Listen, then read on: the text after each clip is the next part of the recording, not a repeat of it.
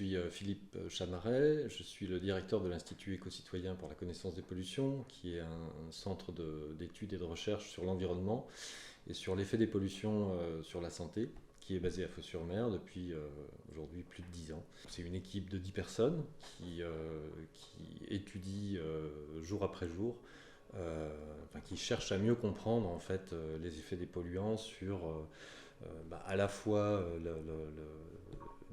les sols, l'air et le milieu marin.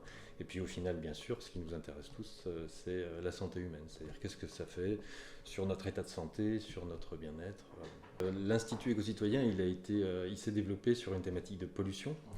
Au départ, ce n'était pas à proprement parler de l'étude du changement climatique. Indirectement, on a une mesure, ou en tout cas pour l'instant, on a un dispositif qui permet de faire ce suivi-là, et notamment grâce aux citoyens qui sont engagés auprès de l'équipe de l'Institut et qui, certains plongent pour aller étudier la biodiversité sous-marine, et d'autres mesurent les paramètres, ce qu'on appelle les paramètres hydrologiques donc, du milieu marin.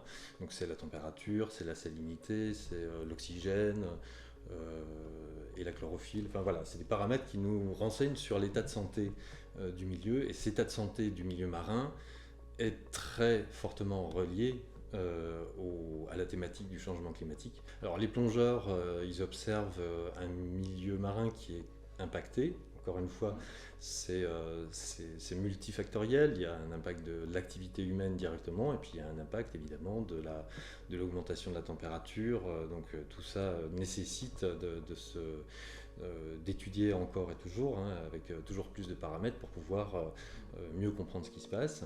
La prise de conscience se palpe très clairement, et notamment quand on implique les citoyens à participer au processus de recherche et de mesure. C'est là où c'est vraiment le plus sensible, parce que on est actif quand on mesure, quand on observe des lichens, quand on observe des poissons ou la flore marine. On est actif, on s'inscrit dans une démarche.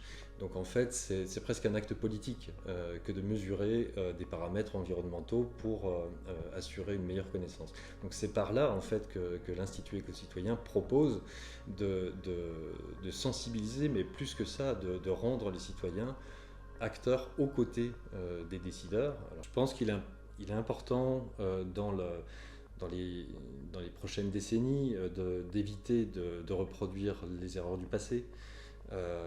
On a vécu des années 70 et 80 avec un investissement massif dans l'activité industrielle, ce qui a permis de développer la richesse, mais sans forcément investir entre guillemets dans la connaissance pour l'environnement. Et aujourd'hui, on se rend compte que du coup, on manque de données.